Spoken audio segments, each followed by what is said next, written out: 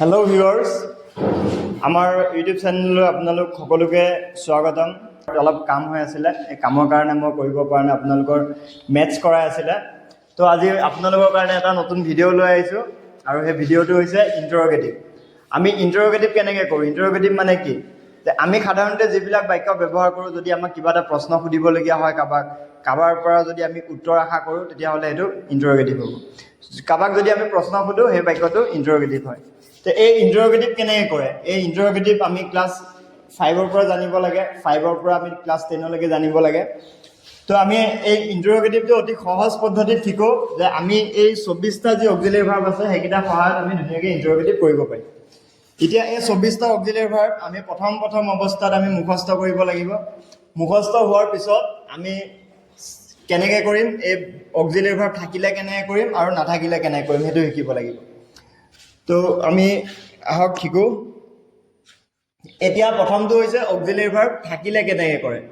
ইণ্টাৰ'গেটিভ মানে হৈছে প্ৰশ্নবোধক। আমি কাৰোবাক যদি প্ৰশ্ন সোধোঁ, তেতিয়াহ'লে সেই বাক্যটো ইণ্টাৰ'গেটিভ হ'ব। তো এই ইণ্টাৰ'গেটিভ কৰিবলৈ হ'লে আমাৰ প্ৰথমতে যি 24টা অক্সিলাৰী ভাৰ্ব আছিলে, সেইকেইটা মনত থাকিব লাগিব আৰু বাক্যটোত অক্সিলাৰী ভাৰ্বটো বিচাৰিব লাগিব। তো এই গোটেইকেইটা বাক্য আমাৰ ইণ্টাৰ'গেটিভ কৰিবলৈ দিছে। আমি প্ৰত্যেকতে অক্সিলাৰী ভাৰ্বটো বিচাৰিম। প্ৰথম বাক্যটোত আছে চেল, 2 নম্বৰ বাক্যত আছে ৱেৰ, 3 নম্বৰত আছে হেজ, 4 নম্বৰত আছে ইজ। হৈ গ'ল, আমাৰ প্ৰথম কামটো শেষ হৈ গ'ল। যে প্ৰথম কাম হৈছে অক্সিলাৰী ভাৰ্ব বিচৰা। বিচাৰি পালোঁ। তাৰপিছত কি কৰিম, যে যিটো আমি বিচাৰিছিলোঁ, মানে অক্সিলাৰী ভাৰ্ব যিটো বিচাৰিছিলোঁ, সেইটো আমি চবতকৈ আগত লিখিব লাগিব। চেল, ইয়াত আমি অক্সিলাৰী ভাৰ্ব ৱেৰ পাইছিলোঁ, সেইটো আগত লিখিম। ইয়াত হেজ পাইছিলোঁ, হেজ লিখিম। ইয়াত ইজ পাইছিলোঁ, ইজ লিখিম। হ'ল আমাৰ এইটো ইণ্টাৰ'গেটিভ কৰা প্ৰথম কাম।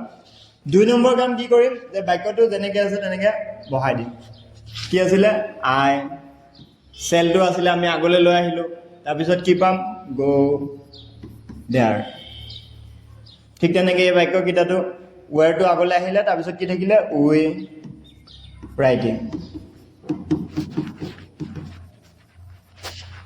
হেজটো আগলৈ আহিলে, থাকিলে চি গান। ইজটো আহিলে থাকিব মাই চিষ্টাৰ ৰিডিং। হ'ল। আমাৰ পিছৰ ষ্টেপটো কি হ'ব, যিটো বাক্য আমি চাই লিখিলোঁ আৰু আমি বাক্যটো ইণ্টাৰ'গেটিভ কৰি থকাৰ কাৰণে আমি লাষ্টত কি চিন দিব লাগিব? প্ৰশ্নবোধক চিন দিব লাগিব।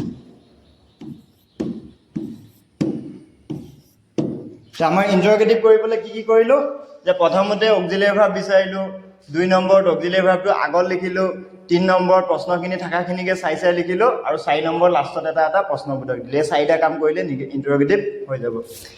এতিয়া চাওঁ, এই অক্সিলাৰী ভাৰ্ব নাথাকিলে আমি কেনেকৈ কৰিম। এতিয়া ইয়াত মই লিখি দিছোঁ উইদাউট হেল্পিং ভাৰ্ব, যে হেল্পিং ভাৰ্ব নোহোৱাকৈ আমি ইণ্টাৰ'গেটিভ কেনেকৈ কৰিম। এই বাক্যকেইটাত দেখিলোঁ যে এটা বাক্যটো অক্সিলাৰী ভাৰ্ব নাই, আমি এটাতো দেখা পোৱা নাই। অক্সিলাৰী ভাৰ্ব নাথাকিলে আমি কি চাব লাগিব? ইয়াত থকা মেইন ভাৰ্বটো চাব লাগিব। আমি লিখি দিছোঁ মেইন ভাৰ্বটো যদি প্ৰেজেণ্ট ফৰ্মত থাকে ডু আহিব, ভাৰ্বৰ লগত এছ বা ইএছ থাকিলে ডাছ হ'ব। এই দুইটা হৈছে প্ৰেজেণ্ট ফৰ্মৰ। ভাৰ্বটো যদি ছেকেণ্ড ফৰ্মত থাকে ডিড আহিব। আৰু এটা কথা মনত ৰাখিব লাগিব, আমি ইণ্টাৰ'গেটিভ যেতিয়া কৰোঁ আৰু ডু ডিড ডাছৰ সহায় লওঁ, এই মেইন ভাৰ্বটো সদায় প্ৰেজেণ্ট ফৰ্মত হ'ব। এইটো কেতিয়াও পাষ্ট ফৰ্মত বা বেলেগ ফৰ্মত কেতিয়াও নহয়। ডু ডিড ডাছ আহিলে প্ৰেজেণ্ট ফৰ্ম। তো আমি এই ভিডিঅ'টো দেখিলোঁ যে এটা বাক্যটো অক্সিলাৰী ভাৰ্ব নাই, তেতিয়া আমি মেইন ভাৰ্ব চাব লাগিব। এইকেইটা মেইন ভাৰ্ব। এই মেইন ভাৰ্বটো আছে চ'। ইয়াৰ ভাৰ্বৰ লিষ্ট আছিলে চি, চ', চিন। তাৰমানে এইটো V1, এইটো V2, এইটো V3। তো আমি কি পাইছিলোঁ, V1ত যেতিয়া থাকিব ডু আহে, তাৰমানে এইটো V1ত নাই, ডু নাহে। এইটো কিহত আছে? V2ত আছে। যেতিয়া ভাৰ্বৰ ছেকেণ্ড ফৰ্ম থাকিব, তেতিয়া আমি কি আনিব লাগে? ইয়াত ডিড আনিব লাগে, তাৰমানে ইয়াত ডিডটো আহিব। এই ডিডটো আমি চবতকৈ আগত লিখিব লাগিব, কাৰণ ইণ্টাৰ'গেটিভ প্ৰশ্নবোধক সুধি আছোঁ। ডিড বৰুণ। আৰু এটা পইণ্ট কি আছিলে, যে যেতিয়া আমি ডু ডিড ডাছৰ সহায় লওঁ, মেইন ভাৰ্বটো সদায় প্ৰেজেণ্ট ফৰ্ম লিখিব লাগিব।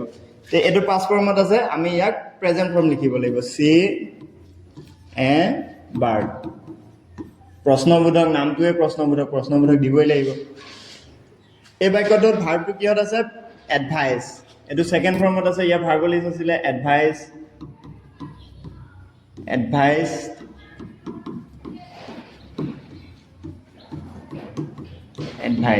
তাৰ মানে ভাৰ্বটো কিহত পালো এইটো সেকেন্ড ফৰ্মত আছে ইয়াতো ডিড আহিব ডিডটো আমি আগত লিখিব লাগিব কাৰণ ইন্টাৰগেটিভ কৰি আছো ডিড মাই ফাদাৰ আৰু মেইন ভাৰ্বটো এই প্ৰেজেন্ট ফৰ্মলৈ হৈ যাব এইটো প্ৰেজেন্ট ফৰ্ম কি এডভাইচ